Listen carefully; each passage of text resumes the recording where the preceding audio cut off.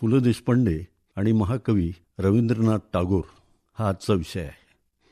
पु ल हे आपणा सर्वांना विनोदी लेखक म्हणून माहिती आहेत.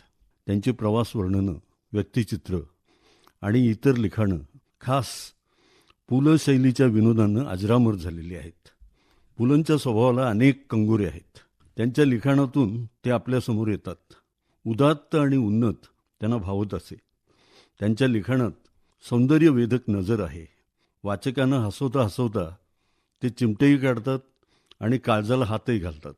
महाकवी, राष्ट्रकवी, नोबेल पुरस्कार विजेते गुरुदेव रवींद्रनाथ टागोर यांच्याबद्दल अनेकांनी लिहिले. पुलंनी पण लिहिले.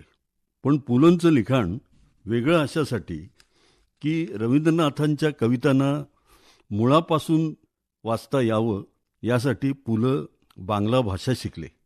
वयाच्या 50 नंतर त्यांनी हा उद्योग केला. एकूण 2 वेळा ते शांतिनिकेतनला गेले. पहिली फेरी आणि दुसरी फेरी यात 7 वर्षाचं अंतर होतं. दोन्ही वेळात गुरुदेवापासून भरपूर बदल घडले होते. दुसऱ्या वेळी म्हणजे 1977 साली पु ल शांतिनिकेतनमध्ये गेले तेव्हा त्यांनी डायरी लिहिली. या डायरीतून गुरुदेवांची कविता, त्यांचे विचार हे सगळं आपल्यापुढं हळुवारपणे उलगडत जातं. पु ल जेव्हा शांतिनिकेतनमध्ये गेले तेव्हा प्रचंड उन्हाळा होता. त्यात भर म्हणून सारखी लाईट जायची. पण पुलंकडं रवींद्रांच्या साहित्याचा गारवा होता. त्यामुळं त्यांना तो उकाडा सहन करता आला. मुक्काम शांतिनिकेतन हे बहुतेक पुलंचं एकमेव गंभीर पुस्तक असावं. यातले विनोद हे प्रसंगवशात आहेत. पण पुलंनी रवींद्रनाथांविषयी अनेक नव्या गोष्टी यात सांगितलेल्या आहेत. एक म्हणजे रवींद्र संगीत. या शब्दाला पुलंचा आक्षेप आहे. रवींद्रांना संगीत आवडे, पण संगीत हे शब्दांना सहजपणे श्रोत्यापर्यंत पोहोचवणारं एक माध्यम एवढंच त्यांच्या दृष्टीनं संगीताचं महत्त्व होतं. रवींद्रांनी आपल्या गीतांना चाली दिल्या, किंबहुना चाली प्रथम आल्या आणि मग गीतं अवतरली. त्यामुळं पुलंना रवींद्र गीत हा शब्द योग्य वाटतो. त्यांच्या नृत्य नाटिकाही अशाच. केवळ नृत्यासाठी नृत्य अशी भूमिका घेण्यापेक्षा रवींद्रांनी नाट्यप्रसंगाचं माध्यम म्हणून नृत्याकडे पाहिलं.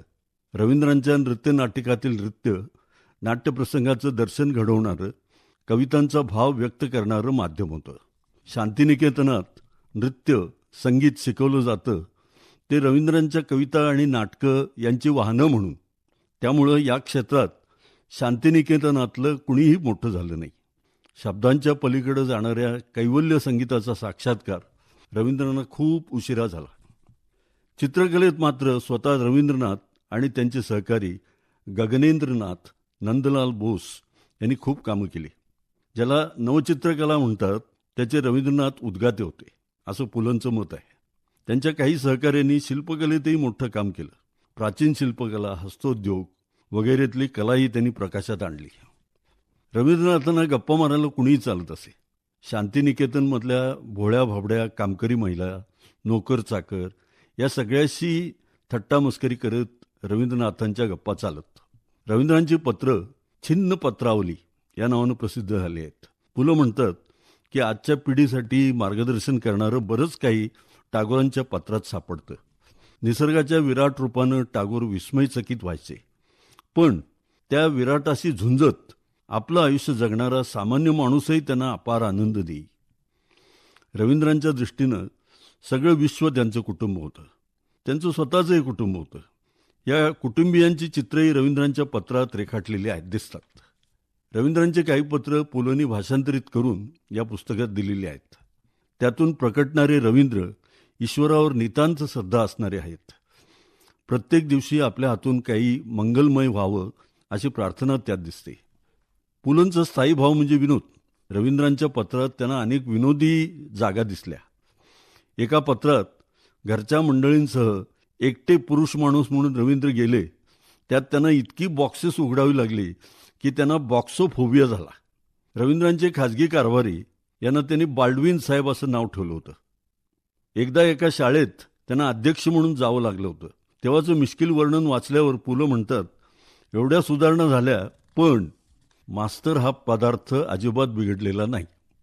रवींद्रांचं आपल्या मायभूमीवरचं प्रेम वास्तवाच्या पातळीवरचं होतं. हे पटवून देताना पुलंनी एका पत्रातला उतारा दिला आहे. परंतु ही भारतमाता ही आमच्या खेड्यात तळाचा चिखल दाखवत उरलेल्या डबक्याच्या काठी मलेरियानं खंगून जाऊन प्लिहा वाढवलेल्या पोरांना मांडीवर घेऊन बसली आहे. औषधोपचारासाठी आपल्या शून्य भांडाराच्या दिशेनं हताशपणे पाहत आहे. साधी खेडूत माणसे रवींद्रनाथांना प्रभावित करीत. त्यांचं दारिद्र्य, त्यांच्या व्याधी, त्यांच्या काळज्या आणि लढण्याची त्यांची हिंमत हे एक जमीनदार म्हणून त्यांना जाणवलं होतं. त्यामुळं पुलं म्हणतात की निराशेचा सूर हा महाकवी कधीही आळवत बसला नाही. या पृथ्वीवरही रवींद्रांचं अलोट प्रेम होतं. पृथ्वीकडून आम्ही जे पृथ्वीचं धन मिळवू शकतो ते काय स्वर्गाकडून मिळालं असतं? स्वर्गापेक्षा माझ्या या दरिद्री आईचं घर मला अधिक आवडतं. ती इतकी असहाय्य, असमर्थ, असंपूर्ण, प्रेमाच्या पोटी सहस्त्र शंका मनाशी बाळगून चिंताक्रांत असते. म्हणूनच वृक्षलतावर रवींद्रांचं जे प्रेम होतं ते त्यांच्या कवितात तर आहेच, पण प्रत्यक्षात शांतिनिकेतनमध्ये सुद्धा त्यांनी हे प्रेम उतरवलेलं आहे. त्यात त्यांना गांधीजींचे मित्र दीनबंधू अँड्र्यूज, आणखीन एक कृषीतज्ञ एल्महर्स्ट या इंग्रजांनी अगदी जीव झोकून सहकार्य केलं होतं, असं पुलं नमूद करतात. भारतावर राज्य करायला आलेला इंग्रज हा रवींद्रांच्या तिटकाऱ्याचा विषय होता. एका पत्राची सुरुवात भारतातल्या या इंग्रजांना दोन्ही डोळ्यांनी पाहावे असे देखील मला वाटत नाही अशी आहे. अनेक इंग्रज ग्रंथ विक्रेते गुरुदेवांचे अगदी जवळचे मित्र होते, पण त्यांना तिटकारा वाटे तो स्वाधिकार प्रमत्त इंग्रजांचा.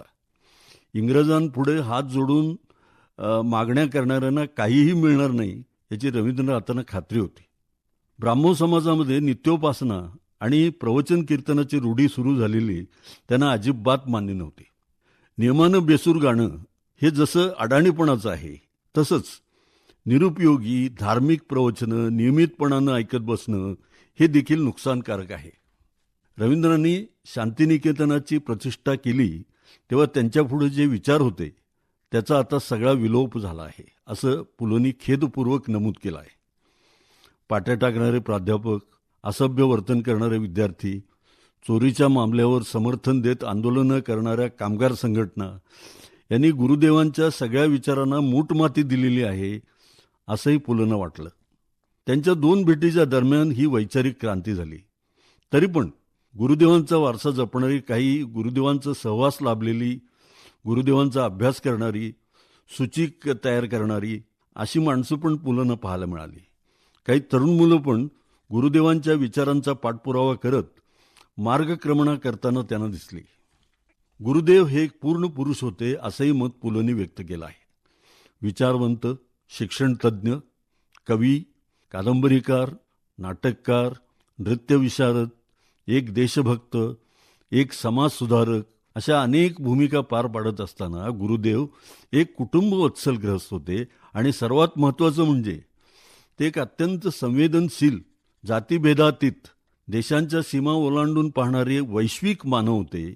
हे पुलंनी त्यांच्याबद्दल जे लिहिलं आहे त्यातून जाणवतं.